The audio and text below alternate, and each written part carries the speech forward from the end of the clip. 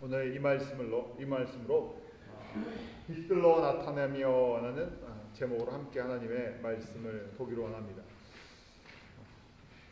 빌립보서 전체를 통해서 그 바울은 그리스도의 마음을 본받아라 하고 저희들에게 또 빌립보 성도들에게 말씀해 주고 있습니다. 가장 중요한 것이 무엇인가?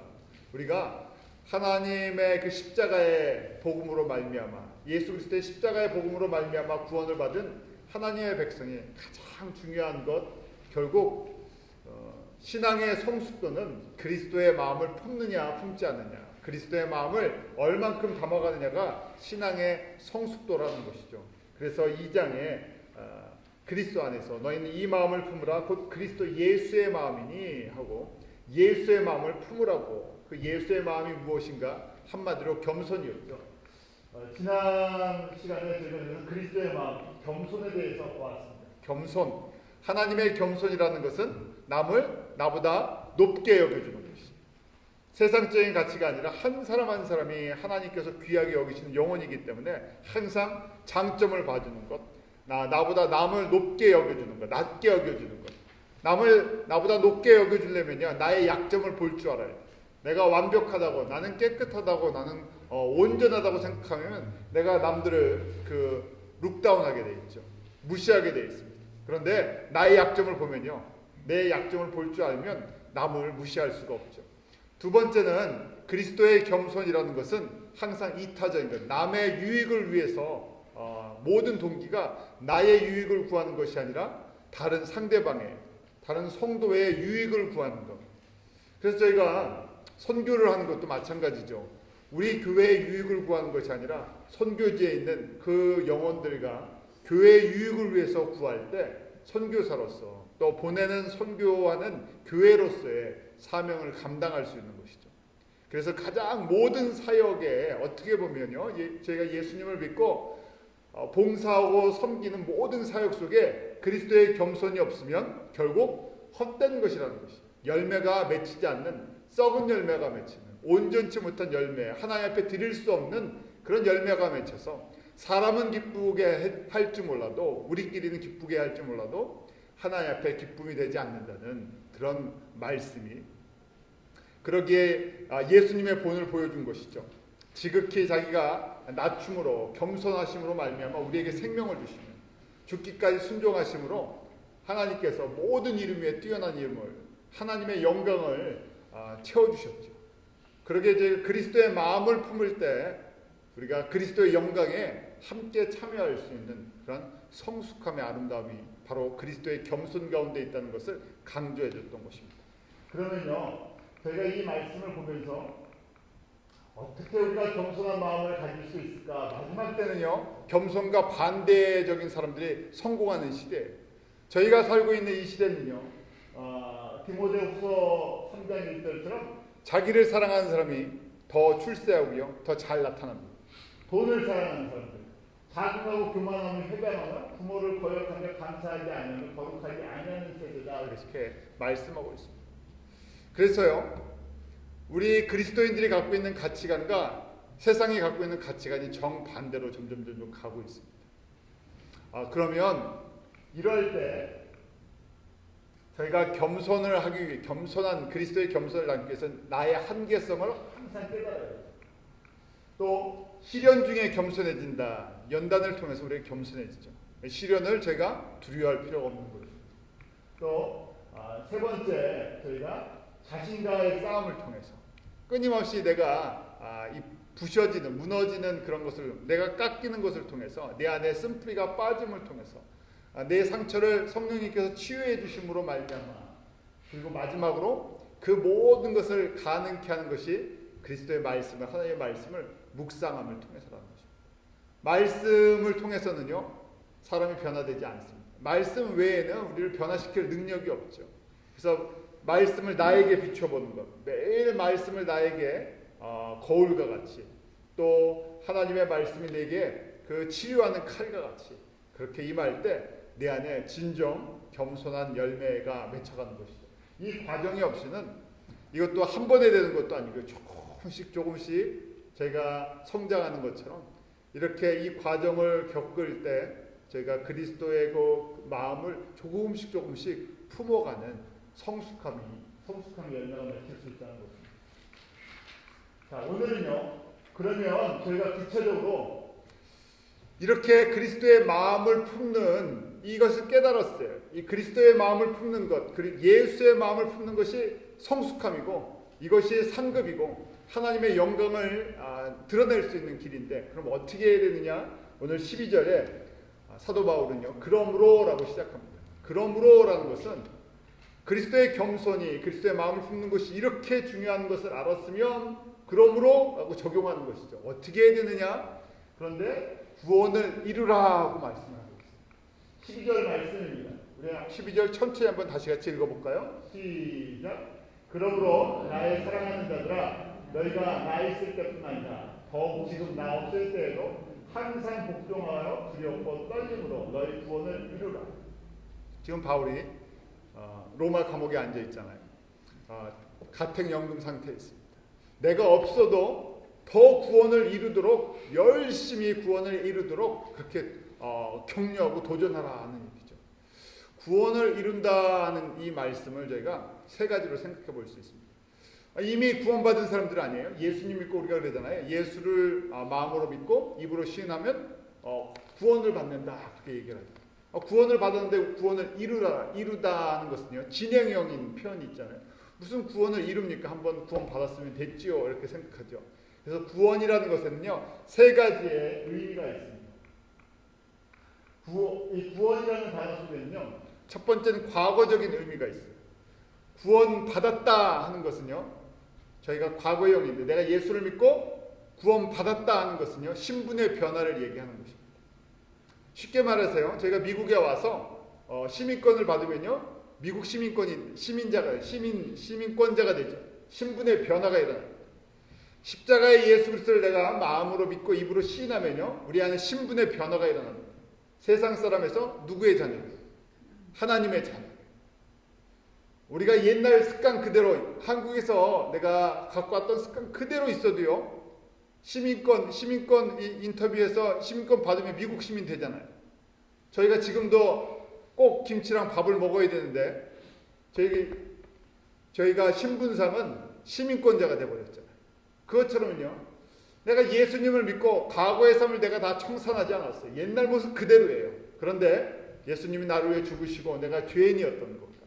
나를 위해 3일 만에 부활하셔서 능력으로 하나님의 아들인 것이 증명된 것을 내가, 그 복음을 내가 믿었어요.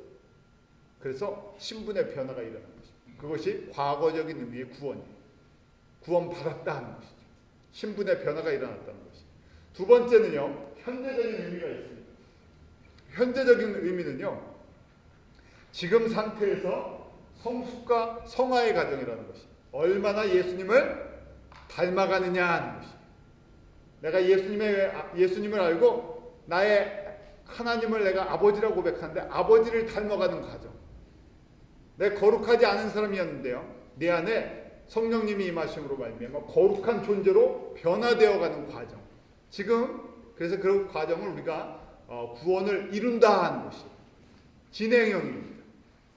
지금 내가 얼마나 예수님을 닮아가느냐 하는 것이.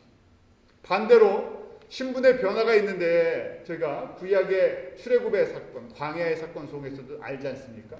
그들이 출애굽할 때 신분의 변화가 있었죠. 그런데 광야에서 우상을 심하게 섬겼을 때 어떻게 됩니까? 그들이 하나님의 진노 속에서 죽임을 당하죠. 그렇게 심하게 구원을 갖다가 잃어버릴 가능성이 있다는 것이. 수채 그 순간에 과거로 끝난 것이 아니라 지금 살아있기 때문입니다. 우리는 매일매일 주님을 알고 주님을 닮아가는 그 성결의 과정, 성숙의 과정, 거룩하신 성령님으로 옷 입고 하나님의 말씀으로 새롭게 지어져가는 그 과정이 구원을 이룬다는 것입니다. 세 번째 미래형이 있는데요, 그것은 이 땅의 육신의 모든 것을 벗고 부활체로서 내가 이제 그 하늘의 영광에 하나님의 보좌 앞에 나아갈 때죠. 부활 이후에 그 영광과 하나님의 영광과 상급의 그 새하늘과 새 땅에 들어가는 그런 미래적인 의미의 구원이 있습니다. 저희가 오늘 바울은요, 다 빌립보 성도들도 예수 믿고 구원받은 성도들이죠. 과거형을 이야기하는 것이 아니라 구원을 이루라는 것은요, 이제 너희 안에 예수 그리스도를 알았으면요, 이 복음을 알았으면 예수님을 닮아가는 현재형에는 현재 진행형이죠.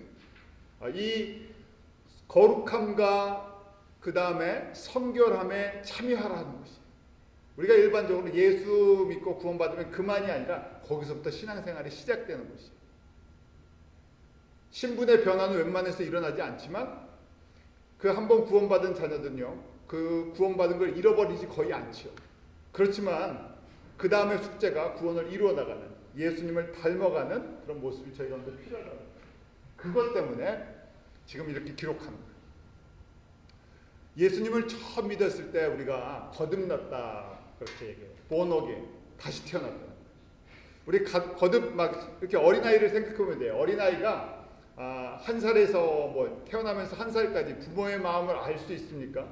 아니죠. 그때는요, 이기적이에요. 배고프면 울고 주변의 사정을 이해할 수가 없어요. 어느 때까지, 철이 들 때까지. 철 들어간다, 철도 한 번에 듭니까? 아이고, 뭐 좀 이제 또 어른들을 생각하든지 부모를 생각하든지 주변을 생각하면 제가 이제 조금 철 들었네 그러잖아요. 그래서 이게 자라가면서요, 이제 뭐 저희가 바라기는 결혼하기 직전까지 철이 다 들어서 성숙함으로 이렇게 가면 참 좋잖아요. 철이 저희가 늙어서도 철 든다고, 이게 점점 인격적으로 그렇게 이제 성숙해 가요. 마찬가지죠.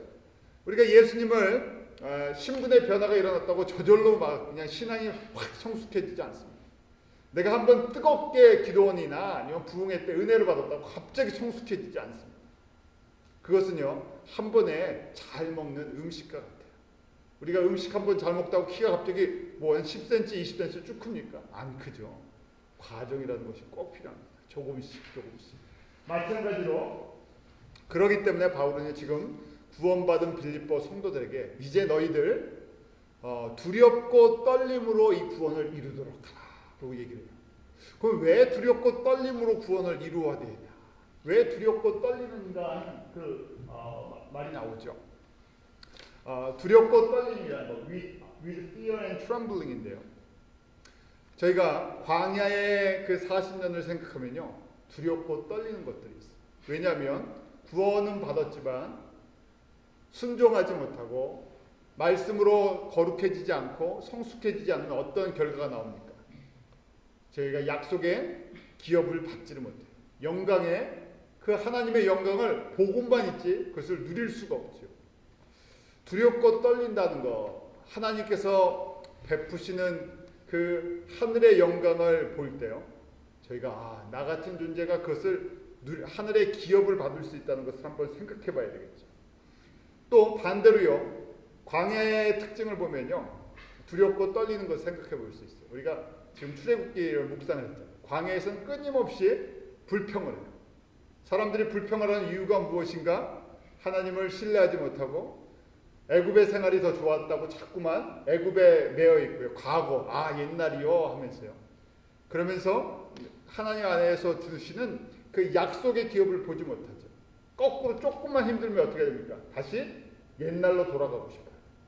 왜냐하면 약속의 땅이 잘 보이질 않기 때문에 약속의 땅을 보는 것이 아니라 과거지향적인 삶을 살아갑니다. 쉽게 말하면요, 세상적인 삶을 살아가는 거예요.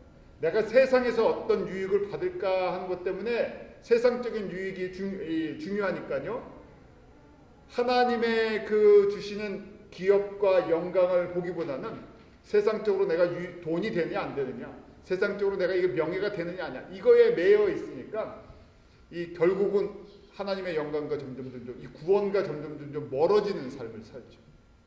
그래서 저희가 내가 그리스도를 닮아가는 성결과 성화의 삶을 살아가지 못한다면, 이 두 번째 우리 현재적인 구원을 갖다가 이루지 못한다면 약속의 땅을 받지도 못하고 하나님의 영광을 그냥 멀리서만 봐야 하는 그렇기 때문에 두렵죠. 내가 구원받은 게 끝이 아니구나, 신분의 변화가 끝이 아니구나 하는 신앙생활이 단지 그냥 예수 믿고 천국 가는 게 끝이 아니구나 하는 것을 생각하면요, 그 안에 이 두려움과 떨림과 이 거룩함을 사모하고자 하는 거룩한 열정이다. 자, 그러고 나서요, 두렵고 떨림으로 구원을 이루라고 돼 있어요. 이루라 하는 것인데요, 영어로 보면 이렇게 표현돼요. 한국말로는 이루라 그러는데 continue to work out이라고 돼 있어요. 이 work out 한다는 것은 우리가 exercise 하는 거랑 같거든요. continue, 매일매일 그렇게 구원을 이루도록 어떻게 하라고요? 운동하라.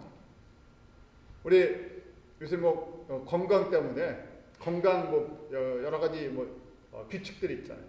새끼를 어떻게 먹어야 될 건가, 웰빙에 대해서, 또 운동도 어떻게 하라고, 운동하는 법도 굉장히 많이 나오잖아요. 사람들마다 이렇게 운동해라, 저렇게 운동해라, 또 나이에 맞춰서. 근데 운동의 특징은 있어요. 운동은 어떻게 해야 됩니까?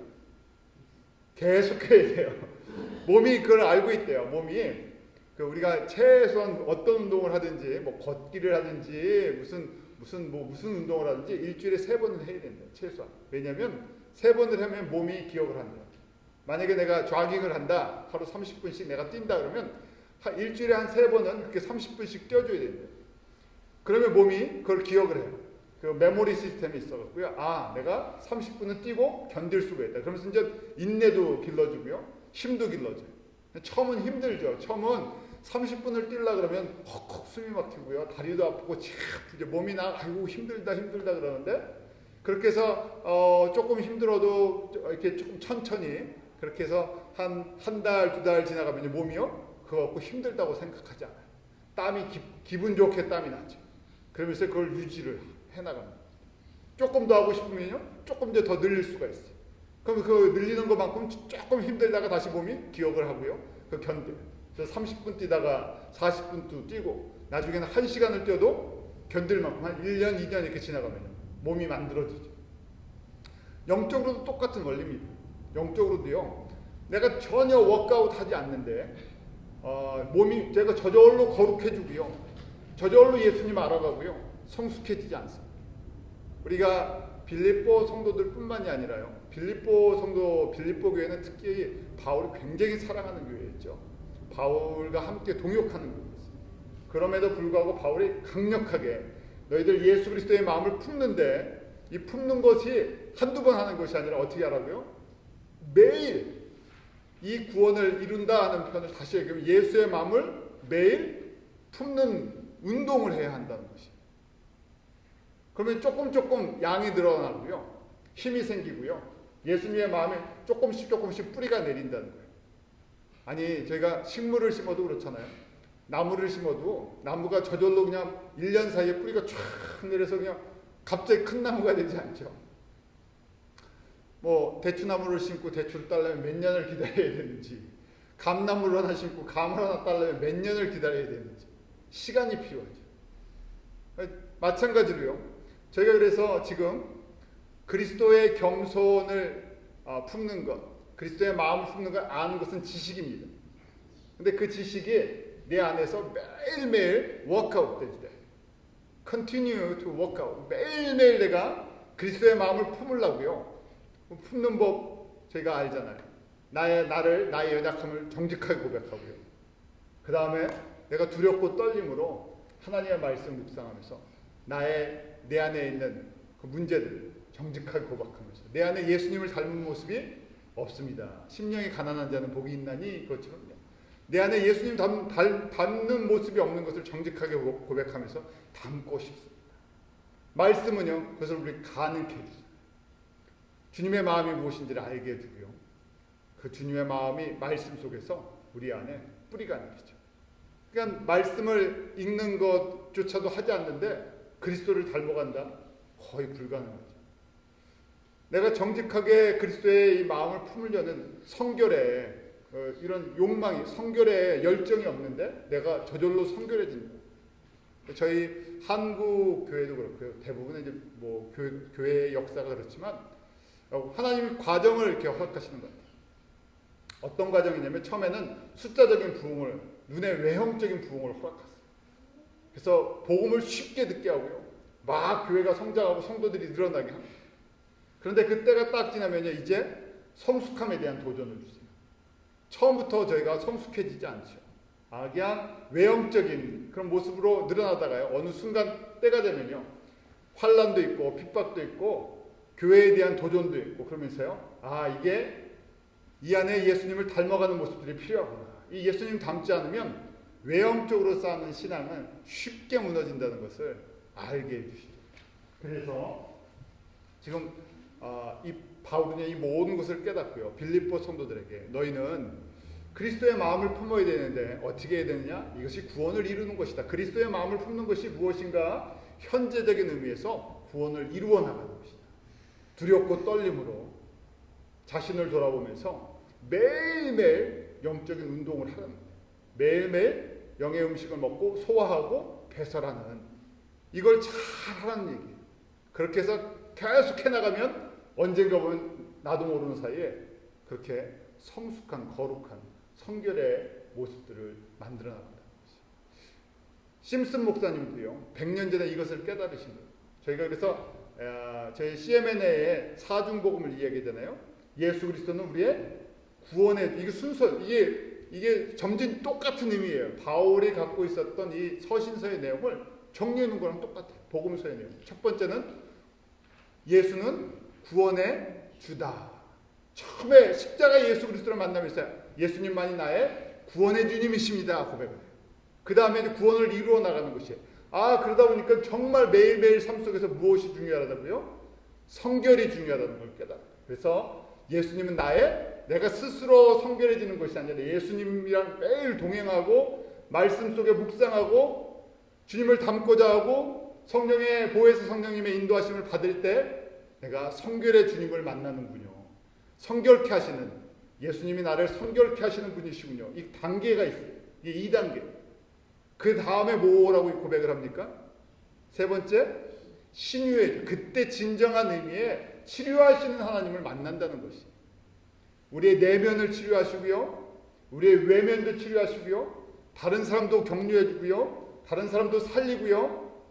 다른 사람에게 치료의 하나님, 여호와 라파의 하나님이 선포되어 간다는 것이. 그런데 뭐가 없이 어떤 가정이요? 두 번째 가정이 없이 치료가 나타난다는 것은 문제가 있다는 얘기예요. 그러니까 저희가 치유하시는 하나님인데 그 치유를 치유케 하는 도구로서 우리 성도들이나 목회자들이나 사용받잖아요.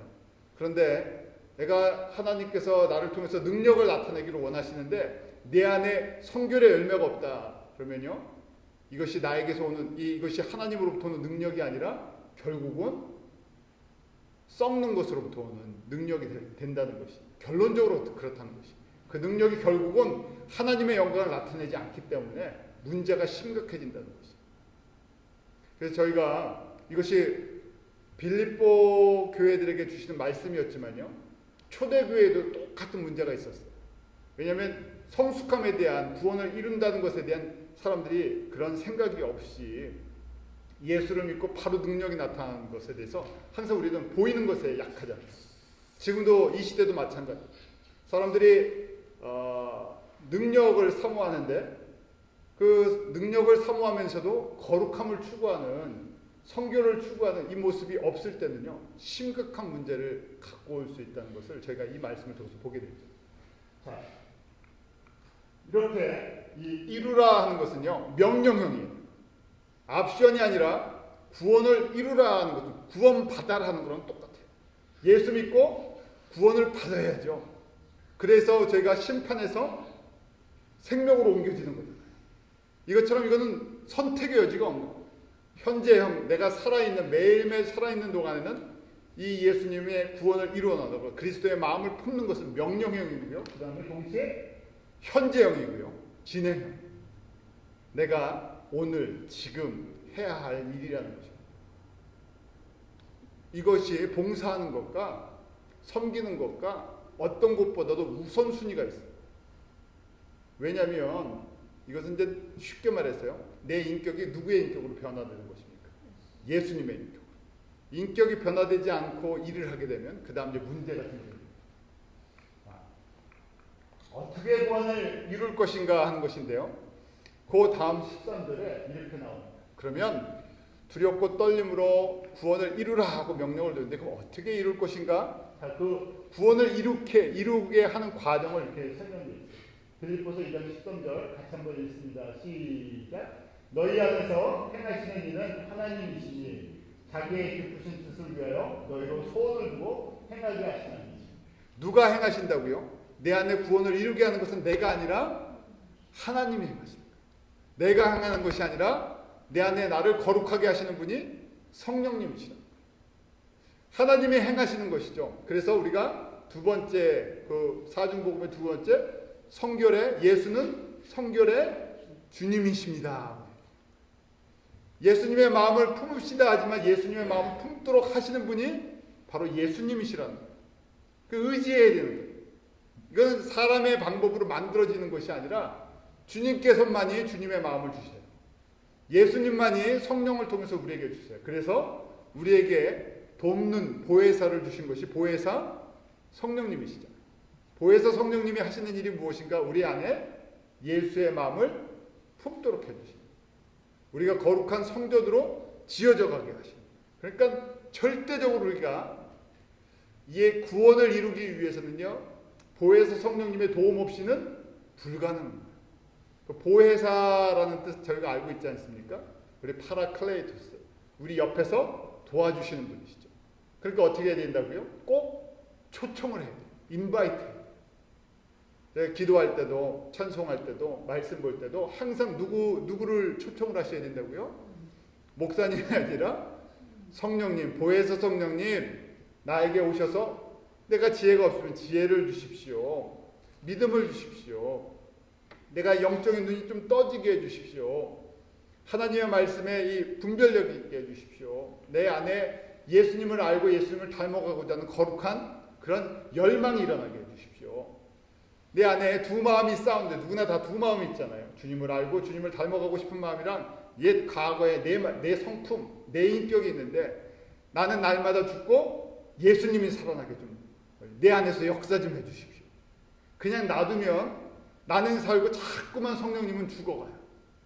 그래서 그걸 도와주시는 분이 보혜사 성령님이시죠. 그래서 보혜사 성령님한테 정중하게 항상 찬송하며 모셔드려요. 초청을 하셔요. 나 이거 못하니까 오셔서 도와주십시오. 내 옆에 계시는데 나 좀 도와주셔서 내 안에서 구원을 이루게, 성전으로 지어져 가게, 내 안에 있는 상처를 치료하시고 아픔을 치료하시고 쓴뿌리를 뽑아내시고 나의 과거의 내 인격들 다 뽑아내시고 예수님의 마음 품게 도와주십시오. 그럴 때 그렇게 하시는 분이 구원을 이루시는 분, 바로 하나님이시죠. 그래서요, 이 과정이 바로 성령 세례라는 것이죠. 그 성령 세례는 한 번 받는 걸로 끝나는 것이 아니라 이렇게 성령님께서 나에게 물처럼, 불처럼, 바람처럼, 또 비둘기처럼 보혜사 성령님이 그렇게 임해 주셔서 내 안에서, 우리 집 짓는 거랑 똑같아요. 집이 너무 낡으면 어떻게 됩니까? 부셔서 다시 짓죠.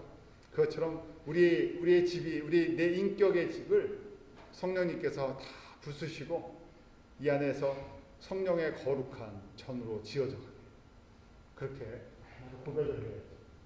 그래서 이런 소원을 두고 오라고 되는데, 이런 소원을 누가 주세요? 성령님께서 주신다. 소원이 무엇입니까? 그러면 우리 어렸을 때 우리의 소원은 통일 이런 것처럼 내 마음의 소원은 예수님을 알고 예수님의 마음을 닮아가고 싶습니다. 그 기도도요, 성령님 나에게 그런 소원을, 주님의 마음을 갖고 싶은 소원을 좀 주십시오. 세상에서 잘 나가는 소원, 세상에서 부자 되는 소원, 이런 소원보다 내가 그 예수님의 마음을 갖도록 이런 소원 주십시오. 그래서 그것을 알 때요, 내가 내 마음속에 예수님의 소원으로 막 채워질 때, 그때 진짜 기쁨으로 선교도 할 수 있고요, 전도도 할 수 있고요, 주님이 기뻐하신 일을 감당할 수 있어요. 왜냐하면 소원을 주시는 분이 누구시기 때문에, 성령님이시죠. 소원을 주시는 분이 예수님이신데 예수님의 소원으로 나를 먼저 채워주십시오. 예수님의 뜻으로 나를 채워주십시오. 그러면 하지 말라 그래도요, 그거 하고 싶어져요. 주님이 기뻐하시는 일만 골라서 하고 싶어지죠. 그래서 이거 우선순위라는 것이, 이 과정이 구원을 이루어 나가는 과정. 내 안에 예수님을 알고 예수님 닮고 싶은 과정. 이 소원으로. 그 주님의 마음으로 채워지면요. 하지 말라 그래도 내가 주님이 기뻐하시는 일을 하고 싶습니다. 그래서 하나를 해도요. 진실되게 하고요. 하나를 해도 기쁨으로 하는 거예요. 저희가 봉사나 선교나 전도 누구나 다 할 수 있습니다. 근데 하다 보면요. 금세 본색이 들어갑니다. 자기 모습이 나타납니다. 그 인간적인 모습이 아니라 하나님의 뜻을 갖고 하나님이 주시는 능력을 가지고 행할 때 하나님이 영광을 받으시죠. 그래서 이게 전제 조건, 그리스도의 마음을 품는 것, 구원을 이루어 나가는 것이 전제 조건이 되지 않으면요. 일을 해도요. 결론적으로 열매가 없다는 거죠. 그래서요. 저희가 그렇게 한 가지 한 가지 주님의 마음을 품고 주님이 기뻐하신 일을 행할 때 그때 참 기쁩니다. 야, 이거 정말 이렇게 그런 거 보여지는 거죠. 마치 주님께서 야, 너 참 잘한다. 나를 위해서 이렇게 이 작은 일 하나도 충성스럽게 섬기는구나. 선교지를 위해 기도할 때도 물질을 보내고 또 저희가 또 그것을 위해서 함께 섬길 때도 야, 너의 그 손길, 너의 정성, 너의 그 이 헌신이 내 마음을 만족하게 하는구나. 사람들이 알아주고 못 알아주고 그게 문제가 아니라 내가 너를 이렇게 안다 하고 그때 정말 말할 수 없는 기쁨이 있죠. 주님만 아시는군요. 지금 빌립보 성도들이 그런 성도들 아니에요. 바울을 돕는 사람들이 별로 없었습니다. 근데 끝까지 바울과 함께 착한 일을 했죠. 물질로 중보도 하고 중보 기도하고 바울이 붙잡혀 있을 때 또 찾아와주고 바울이 착한 일을 하는 이 정도에서 너희가 이제 더 성숙함으로 그리스도의 마음을 품고 이 주님이 기뻐하신 일을 해서 주님이 주시는 기쁨을 한번 맛보라. 그게 구원을 이루어 나가는 것이다. 그런 도전을 줍니다. 저희가 반대로 예수님의 마음을 품지 않으면 어떠한 일이 생기느냐 하면요. 이 14절 말씀입니다. 그 14절에 뭐라고 되어 있습니까? 모든 일을 원망과 시비가 없이 하라. 주님의 마음을 품지 않고 지금 이 과정이 없이요. 구원을 이루어 나가는 내 안에 이 예수 그리스도의 마음을 품는 이 과정이 없이 성결의 과정, 성숙의 과정이 없이 하면요. 꼭 무슨 일이 있을 때마다 뭐가 일어난다고요? 원망과 시비가 있어요. 빌립보 성도들 가운데 이런 부분이 전혀 없었던 것처럼 이런 부분이 있었기 때문에 바울이 빌립보 성도들에게 너희 가운데도 원망과 시비가 있는 것을 발견한다. 원망과 시비가 있는 이유가 무엇인가? 아직 한마디로 얘기하면 모호하기 때문에 성숙하지 않기 때문에 성결을 이루지 못했기 때문에 그 중에 성결을 이루지 못한 사람들이 있어서 이 구원을 이루어 나가는 것이 현재적인 의미에서 예수님을 알고 예수 그리스도의 마음을 품는 것이 무엇인지를 깨닫지 못하는 사람, 이것이 얼마나 중요한 것인지 두렵고 떨림이 없는 사람들 때문에 원망과 시비가 있다는 것이죠. 원망과 시비라면 생각해보면 원망은 컴플레인 하는 건데요. 원망을 하는데 그 안에 동기가 있습니다. 원망할 때 항상 사람들은 원망할 때 누구 중심으로 생각합니까? 내 중심으로 생각해요.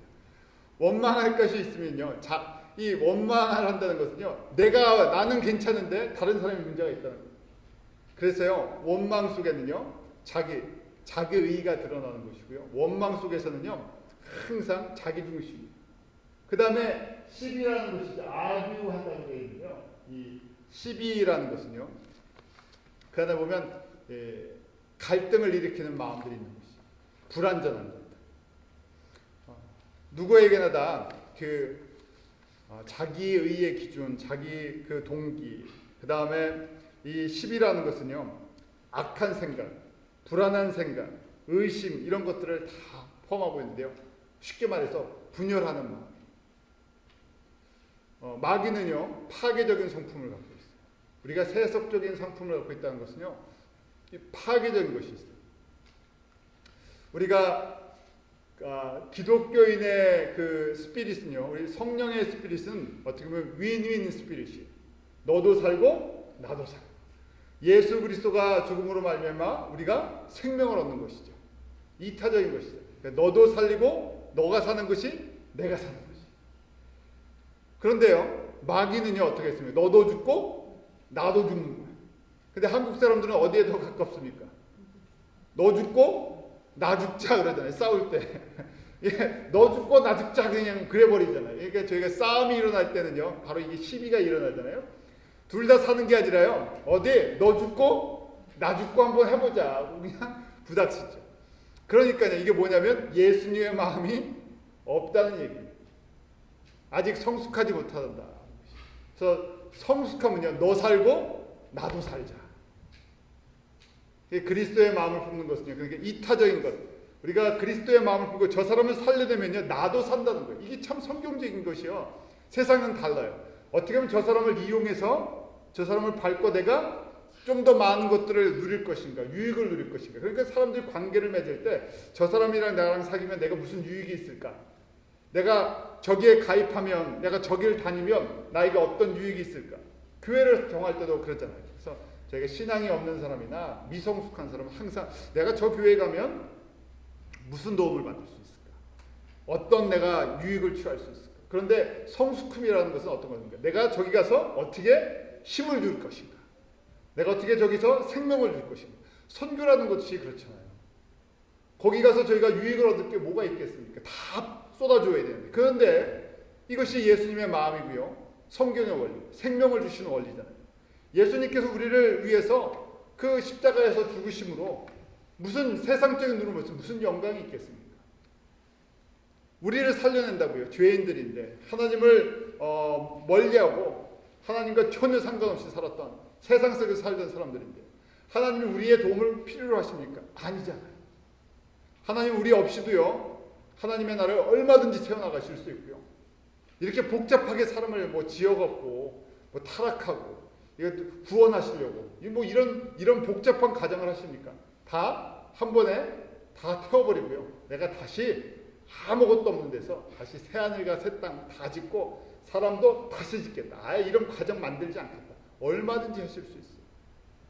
그런데 저희에 대해서 오래 참아주시고요. 우리에게 생명을 주시고 우리의 필요를 따라서 모든 것을 공급한 인내하시고 긍휼을 베푸시고 구원을 이루게 해주시고 제가 그러기 때문에요. 그리스도의 마음을 품는다 하는 것은요. 우리가 남을 살리는 사람들이에요. 그러면요. 그런 사람들이 저에게 주변에 있으면 어떻게 되겠습니까? 따뜻해지죠. 기뻐지죠. 이런 마음이 없는데 그냥 도와준다 그러면요. 자존심 문제가 걸리고요. 이것저것 따지는 것들이 많이 생겨죠. 근데 저 사람이 진심으로 나를 살리기 위해서 아낌없이 나에게 베풀어준다 그러면요. 그땐 사랑으로 받죠. 그리고 나도 사랑의 사람이 되는 것이죠. 이것이 원망과 예수 그리스도의 마음을 품지 않으면 그래서 항상 일을 하고 나서요. 농공행상이라죠. 누가 더 많이 일을 했냐, 잘했냐, 뭘 해서 이 항상 그 결국 이거에 따라서 원망하고 시비도 일어나고 교회 분쟁을 가만히 보면 교회 분쟁은 있을 수밖에 없습니다. 왜냐하면 사람이 모여 있고요. 교회 안에 갈등이 있을 수밖에 없는 이유는요. 아직 이 내용으로 그리스도의 마음을 다 품지 못했기 때문에. 그래서 그리스도의 마음을 품는 성숙을 추구하는 사람들이 많아질수록 교회가 어떻게 되겠습니까? 따뜻해지죠. 반대로 그리스도의 마음을 품는 사람이 없어지면 없어질수록 교회는 얼마든지 크게 하고 많은 일들을 할 수 있지만 나중에 꼭 원망과 시비가 생깁니다.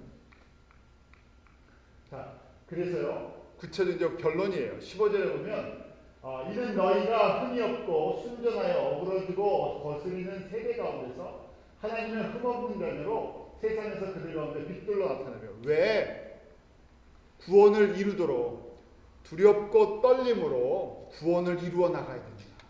왜 성결의 삶을 그렇게 추구하고 사모해야 합니다. 이것이 어떤 것보다도 더 중요한 건가? 그 이유가 첫 번째 알아야 할 것이 바로 이 세대가 어떤 세대라고 되어 있습니까? 이 세상의 특징은요. 어그러지고 그 다음에 거스리는 세대라고 되어 있습니다. 어그러지고 크롭 그 다음에 거스리는 디프레드인데요. 삐뚤어지고 악하다는 거예요. 세상은요. 정직한 사람이 꼭 성공한다고 보장을 하지 않습니다. 어떻게 보면 세상은요. 조금 교활한 사람들, 잔머리를 빨리 쓰는 사람들, 조금 삐뚤어진 사람들, 악한 의도를 갖고 있는 사람들이 세상적으로는 잘 되는 사람들이 많아요. 세상의 메시지가 그렇죠. 세상은 그렇다고 성경이 기록하고 있어요. 왜냐하면 마귀의 권세 속에서요, 그런 사람들이 잘 되도록 세상이 그렇게 흘러가는 것처럼 보인다는 거예요. 야, 너무 순진하게 살아왔더니 사람들이 나를 바보 취급하는구나. 너무 계산을 안 했더니 내가 가난해지는구나.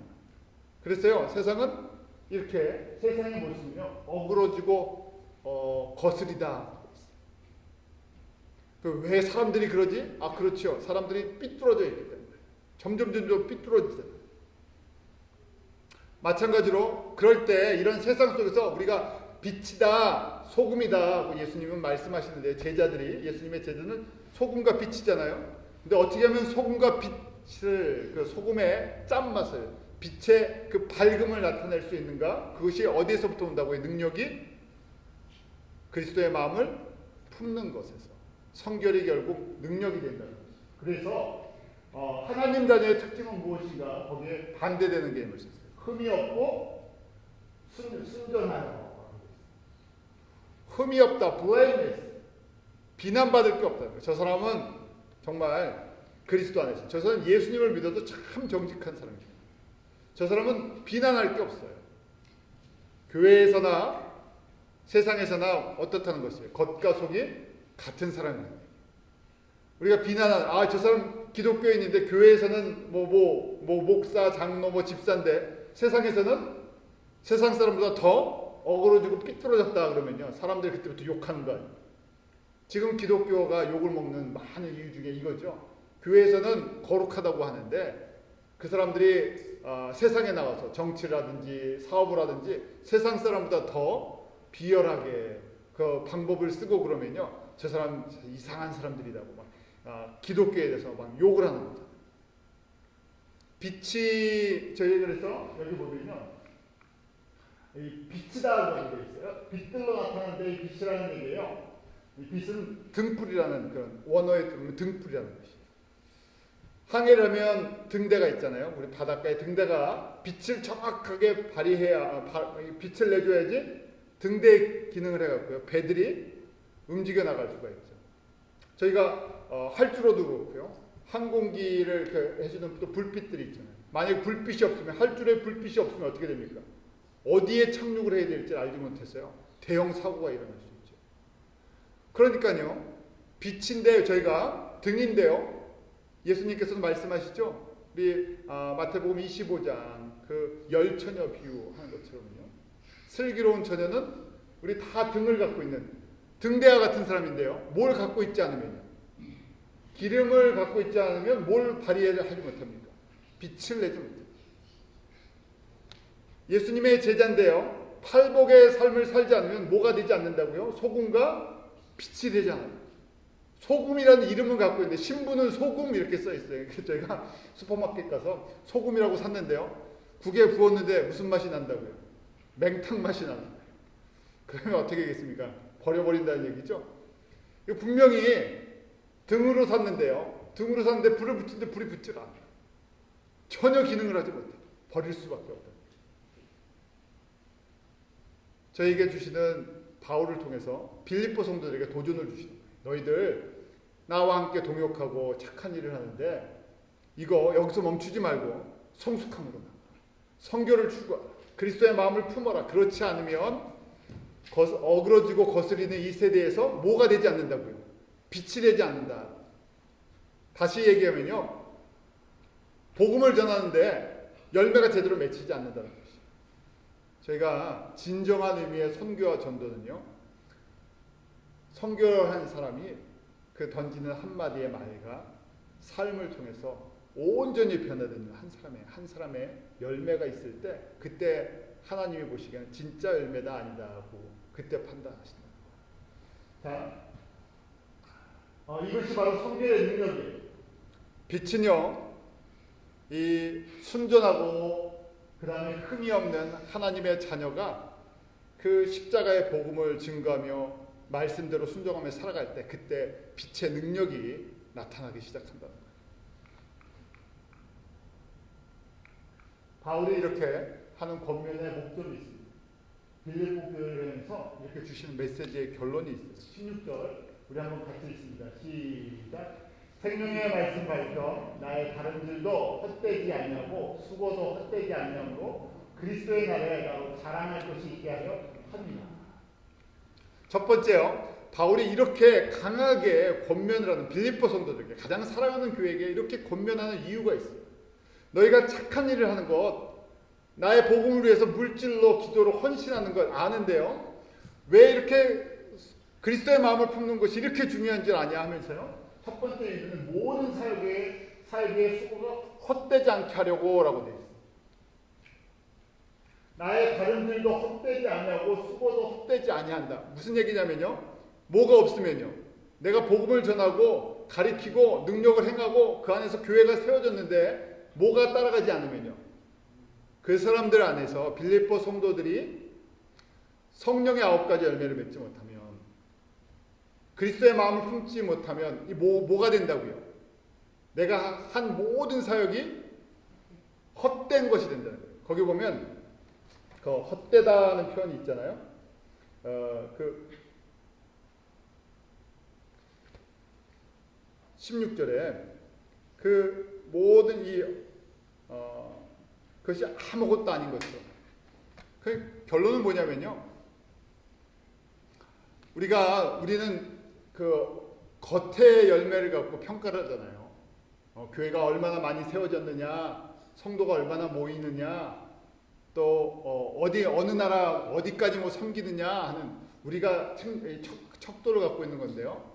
바울이 하나님의 척도를 우리에게 가르쳐 주는데요. 구원을 이루라, 구원을 이루라 하고 강조하는 것이 있는데, 예수를 믿게 했는데 성결한 삶의 열매가 맺혀지지 않았어요. 그러면 하나님 나라에서 봤을 땐 그것이 온전한 열매라고요? 아니라는 얘기예요. 헛된 일을 했다는 거예요. 제가 열심히 땅을 파고 그 다음에 씨를 뿌리고 그래서요. 제가 오이를 이제 모종을 해서 심었어요. 여름이 돼서 뭘 기다립니까? 오이가 열매를 맺히기로 하는데 그 잎은 자라 그러는데 나중에 뭐가 없다고요? 수고했어요. 봄부터 땅을 파고 거름 주고 다 해갖고 했는데 막상 열매를 따려니까 열매가 하나도 없는 거예요. 그러니까 여태까지 내가 봄부터 여름까지 수고한 모든 수고가 헛된 것이라는 거예요. 주님이 원하시는 열매가 그렇다는 것이에요. 저희가 그냥 예수 믿는 게 끝이 아니라 과거형 신분이 바뀌는 것만 끝이 아니라 신분이 바뀌어서 예수님을 닮아가는 거룩함과 성숙함과, 그래서 저 사람 정말 하나님의 사람입니다. 저 사람 정말 거스러지고 삐뚤어져가는 이 세상 속에서 참 말씀에 순종해서 빛을 내는 사람입니다. 소금의 역할을 하는 사람입니다. 저 사람 옆에만 있으면 생명의 기운을 내가 위로받고 내가 살아나는 그런 은혜가 있습니다. 그런 사람 하나를 봤을 때 바울이 그렇게 해서 빌립보 성도 중에서 그런 사람까지 잘할 때 뭐라고요? 내가 감옥까지 가면서 이 복음을 향해 달려나갔을 때 이것이 헛되지 않는다. 그러니까 바울이요, 감옥에 앉아서도 기뻐하고 기뻐하라. 난 너희들이 잘하는 것만 봐도, 여기서 배고파도, 여기서 핍박을 받아도, 여기서 죽음의 위기가 있어도 너희들이 성결의 열매를 맺어간다는 그 한 소식만 들어도 나는 기쁘다는 거예요. 그게 내 목적이기 때문에. 그래서요, 적극적으로는 의미로요, 그러할 때 그리스도의 날에 뭐라고 되어 있습니까? 자랑할 것이다. 하나님 앞에 섰을 때 바울 너 뭐하다 왔냐? 그럼 제가 매도 맞고요, 강도도 만나고요, 복음 전하려고 내가 고생했습니다. 그런데 그래 너 자랑할게. 그거 말고 그래서 뭘 만들어냈는데? 그러는데 제가 교회도 빌립보 교회도 세우고요, 데살로니가 교회도 세우고. 아니 그거 말고 그때 진짜 자랑할게. 제가 이 빌립보 성도들을 위해서 눈물과 땀으로 복음을 전하고 이렇게 격려해주고, 이 한 사람 한 사람이 누구를 닮았다고요? 예수님의 마음을 품어서요. 세상 사람들 중에서는 아주 작고 연약한 교회인데 주님이 보시기엔 나를 닮은 나의 아들 딸들을 이렇게 만들어놨구나. 그래서요 주님이 기뻐하신다.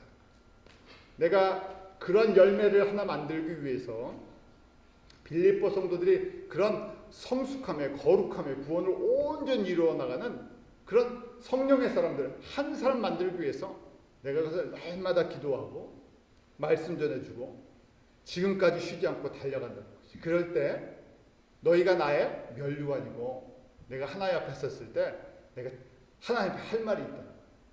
내가 이것을 위해 내 삶을 다 바쳤는데 빌립보 성도 중에서 이런 사람들, 빌립보 성도들 이런 사람들 됐습니다. 썩지 않는 열매. 자라다 마는 것이 아니라 온전해진, 그래서 재생산할 수 있는 또 이런 바울, 예수님을 닮은 바울처럼, 바울을 닮은 디모데처럼 이런 재생산이 된 사람들을 만들어 놨습니다 했을 때 그것이 영광이고 면류관이고 하나님 앞에 자랑할 것이라는 것입니다. 저희가 이 말씀을 보면서 우리도 바울과 같은 이런 고백을 할 수 있게, 또 저희가 이제 성도를 보는, 우리가 섬기는 목적도 마찬가지죠. 그냥 한 사람 더 예수를 믿는 것, 그냥 신분이 변화되는 것이 끝이 아니라 신분의 변화에서 진정한 성품의 변화까지, 성결의 열매를 맺는 데까지, 그렇게 우리가, 그러니까요 아무나 막 그냥 한다고 되는 게 아니잖아요. 모든 사람이 이렇게 되기를 바라는데, 그래서 이런 과정 속에서 만남도 중요하고요. 정말 내가 씨를 뿌리고 물을 주고 자라게 하고 섬기고 그 눈물이 성령의 열매가 맺힐 때까지 결국 내가 먼저 성령의 사람이 되는 거죠. 그럼 거룩한 영향력이 계속 흘러갈 수 있다. 이러한 도전이 저희 가운데 있기를 원합니다. 기도하겠습니다. 하나님 아버지, 바울을 통해서 다시금 그리스도의 마음을 품고 두렵고 떨림으로 구원을 이루어 나가는 것이 얼마나 중요한 것인지를 배웁니다. 이것이 바울을 통해 우리에게 주시는 하나님의 말씀이고 성령의 음성임을 고백합니다. 저희 사랑하는 기쁜 우리의 성도들 한 사람 한 사람이 이런 구원을 이루어 나가게 하여 주시옵소서. 또 저희가 먼저 주님의 그 복음의 가치를 알고 거룩함을 사모하는 그 열정이 저희 가운데 있게 해주셔서 우리 한 사람 한 사람, 내가 먼저 성령의 사람 되게 하시고 성결의 사람 되게 도록 성령께서 역사하여 주시고 저희를 통해서 이 복음의 거룩한 영향력이 흘러가게 하여 주시옵소서. 우리를 이 세대에 빛으로 불러주셔서 참 성령의 기름 부으심을 통해서 우리 안에서 복음의 빛이, 예수 그리스도의 빛이 발하여지는 그런 능력이 있게 하여 주시옵소서. 예수님의 이름으로 기도하옵나이다.